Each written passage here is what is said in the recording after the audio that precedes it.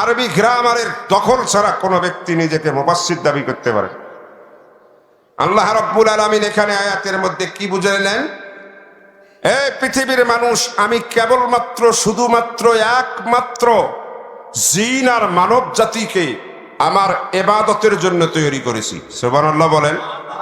আচ্ছা ভাইজান, তাহলে বোঝা গেল কেবলমাত্র শুধুমাত্র একমাত্র এই শব্দটা বললে তাহলে বোঝা যায় আল্লাহ যে জিন আর মানব জাতিকে তৈরি করছেন ইবাদত ছাড়া অন্য কোনো কারণে তৈরি করেন নাই।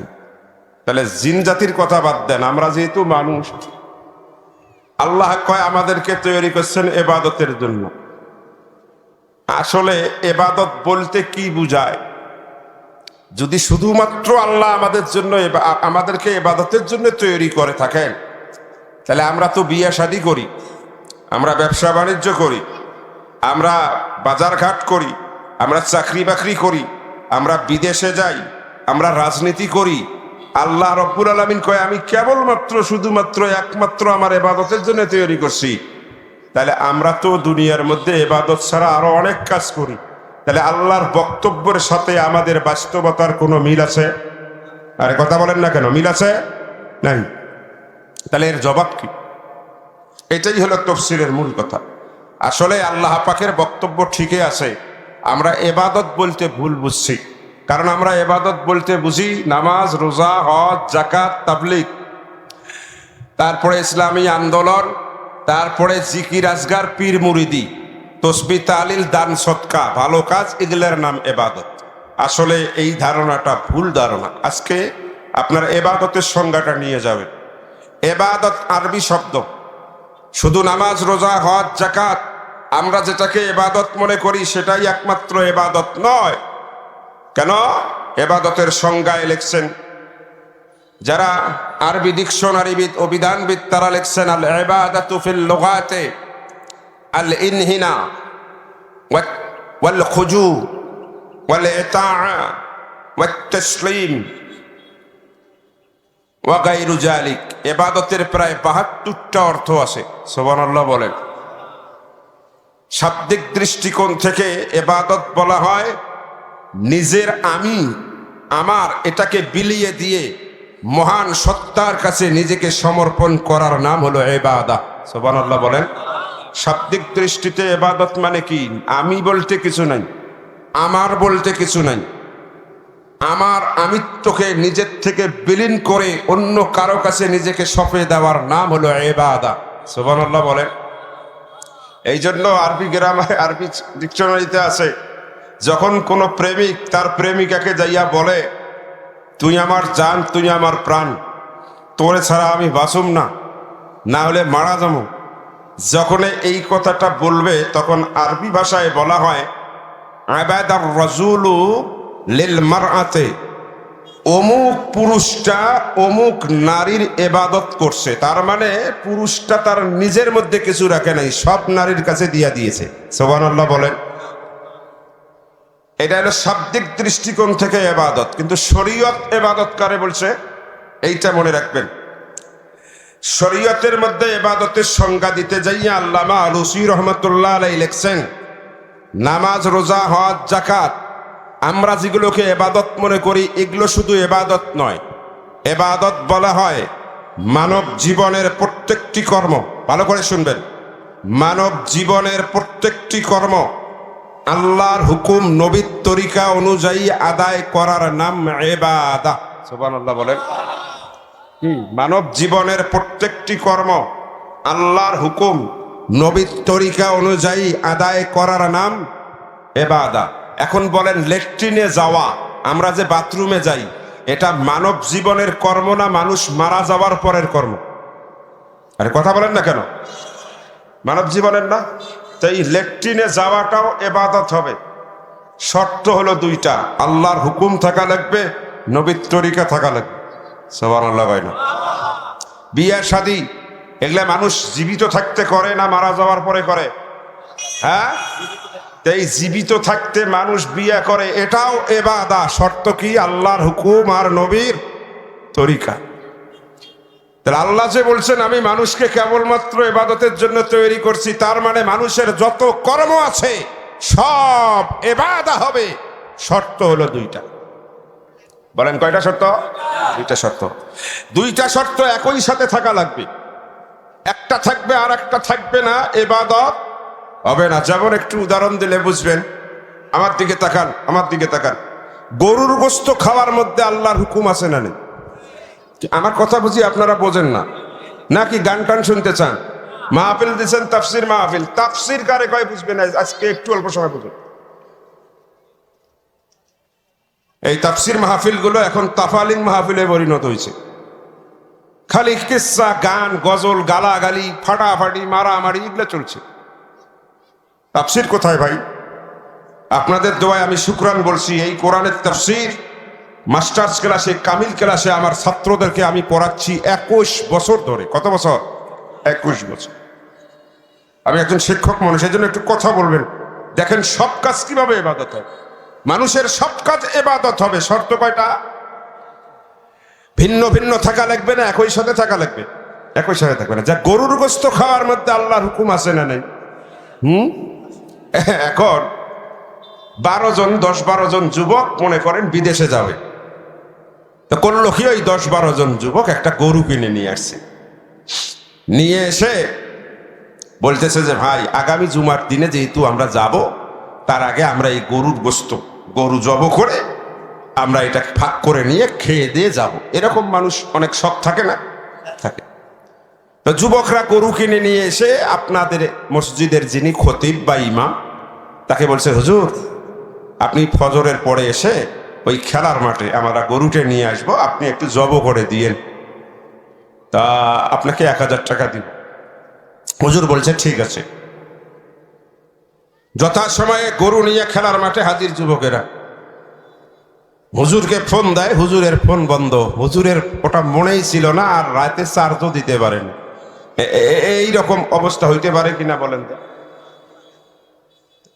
যে লিডার যুবকের, সে কয় কি ব্যাপার, হুজুরকে ফোন দিছে, হুজুর এখনো নাই কেন? কয় দিলাম তো, দুঃখিত। কয় দেখি আমি দেই। এবার লিডার ফোন দিছে 10-12 বার, দেখে যে দুঃখিত, এই মুহূর্তে সংযোগ দেওয়া সম্ভব হচ্ছে না। বলেন যুবকদের রাগ কম না বেশি? রাগ যে কি পরিমাণ দেখলেন তো কালকে। ভাষণ দিতে চাইছে, এখানে ভাষণ চলছে, ওখানে বাড়ি ভাঙা শুরু হয়েছে। আরে কথা কন না কেন? যুবকের রাগ বেশি। যুবকের লিডার কয় এই জন্য হুজুর মুজুরকে আমি পছন্দ করি না। এত মতো বললাম যে 1000 টাকা দিব, ভাই টাকা কম হয়েছে বললেই তো হয়তো আরো 1000 বাড়াইয়া দিতাম। এই হুজুর বাদ দে, হুজুর মুজুর এটা বাদ দে, এই গরুকে শোয়া দে। রাগ উঠে গেছে যুবকের। গরু শোয়া দিছে, 10-12 জন ধরছে। ধরার পরে কই কাল্লাটা ভালো করে ধর। ধরছে। এবার যুবকের রাগ বেশি, তো ধারালো অস্ত্র নিয়ে এক চোটে গরুর কাল্লাটা কেটে ফেলেছে। বলেন এই গরুর গোশত খাওয়া যায় যাবে? কেন ভাই? আল্লাহর হুকুম তো ছিল, জবটা কার তরিকায় হয় নাই। এই জন্য এটা ইবাদত হয় না। এই জন্য ইবাদত না হওয়ার কারণে মানুষের সব কাজ হারাম হয়ে যায়। কথা কন না কেন? এই আল্লাহর হুকুম থাকলেই হবে না, নবীর তরিকাও থাকা লাগবে। আমার দিকে তাকান। এই বাবা এগুলো দৌড়াদৌড়ি করবেন না কেন? একটু কষ্ট লাগতেছে বুঝি আপনাদের? আমার দিকে তাকান। আর একটু দেখেন, শুকুরের গোশত। শুকুরের গোশত বোঝেন নেই? হ্যাঁ, খালি একটু কথা বলেন, বোঝেন? শুকুরের গোশতে আল্লাহর হুকুম আছে। হ্যাঁ, এখন এই যুবকেরা করছে কি, একটা তাগড়া শুকুর কিনে নিয়ে আসছে। চিন্তা করতেছে যে শুকুরের গোশত দিয়া, চর্বি দিয়া নাকি লাখ সাবান তৈরি হয়। না জানি এর গোশতে কত বড় মারাত্মক স্বাদ, একটু খাবো। খেলার মাঠের মধ্যে শুকুর নিয়ে বসে আছে। আমি ওই রকম রাস্তায় যাচ্ছি মাহফিলে, দেখি কয় হুজুর আসসালামু আলাইকুম, আমরা আপনার খুব ভক্ত, একটু নামেন। কি হয়েছে? আমরা 5000 টাকা দিব, একটু মেহরবানি করে এই শুকুরটা জব করে দেন। আমি মৌলবি 5000 টাকার লোভে পড়ে মাইক্রো থেকে নেমে কেবলামুখী হয়ে শুকুরটাকে শোয়া, ধারালো অস্ত্র দিয়া বিসমিল্লাহে আল্লাহু আকবার বলে নবীর তরিকায় জব করে দিলাম। বলেন খাওয়া যায় যাবে? কেন ভাই? নবীর তরিকায় যে জব করলাম। কিসের হুকুম নাই? আল্লাহর হুকুম। এই কারণে এটা ইবাদত হবে। আরে কথা কর না কেন? মদ মদ মদ খাওয়াত আল্লাহর হুকুম আছে? হ্যাঁ, এখন মদ 10-12 জন যুবক বসিয়া ছোট ছোট গ্লাসে ঢালে, ঢালার পরে আবার সিয়ার্স করে করিয়া কয় বিসমিল্লাহ বলি খা, ডাইন হাত দিয়া খা, 3 নিঃশ্বাসে খা। নবীর তরিকায় মদ খাবে জায়েজ হবে? কেন ভাই? আল্লাহর হুকুম নাই।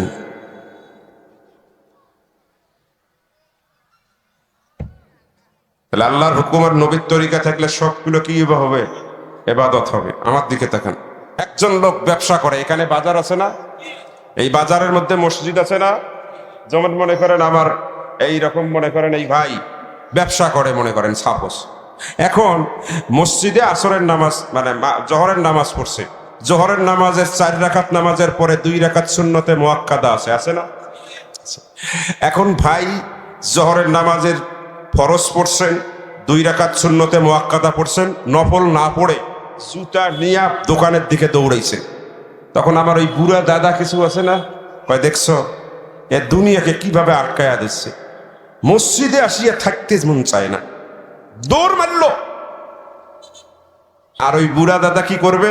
জহর থেকে আসর পর্যন্ত ওখানে থাকবে, আসর থেকে মাগরিব পর্যন্ত মসজিদে থাকবে, তসবিহ তাহলিল পড়বে, কোরআন তেলাওয়াত করবে, তারপরে এরকম করে ফাজাইলে আমল করবে। হ্যাঁ, আর ওরা দেখবেন যারা এরকম ব্যবসায়ী নামাজ পড়ে একটু গেছে তার সমালোচনা করবে।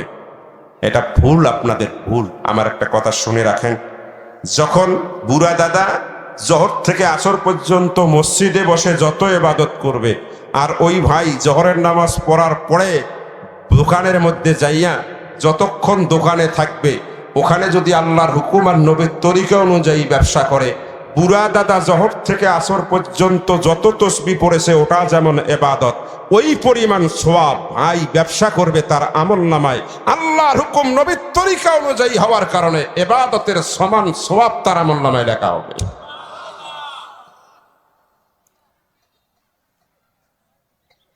কৃষক নামাজে আসছে, নামাজ পড়ছে, পড়ার পরে দৌড় দিছে হাল বাড়িতে। হ্যাঁ, আরেক ভাই বসে আছে তেলাওয়াত করতেছে, জিকির করতেছে, এটা যেমন ইবাদত। কৃষক ভাই যাইয়া যখন জমি চাষ করবে, ওখানে আল্লাহর হুকুম হলো তুমি এরকম করে অন্যের আইল ঠেলবা না, অন্যের জমি তোমার কাছে নিবা না, কারো ক্ষতি করবা না, তোমার জমিতে তুমি এরকম করে বিসমিল্লাহ বলে রোপণ করো নবীর তরিকায়। যখন ব্যক্তিটা ওখানে থাকবে, ও তার নিজের জমি চাষ করতেছে, আল্লাহর হুকুম আর নবীর তরিকা অনুযায়ী চাষ করবার কারণে এই লোকটা মসজিদে বসলে যে ইবাদত করতেছে ওর যেমন সওয়াব, ওটাও তার ইবাদতের সওয়াব সমান আমলনামায় লেখা হয়ে যায়।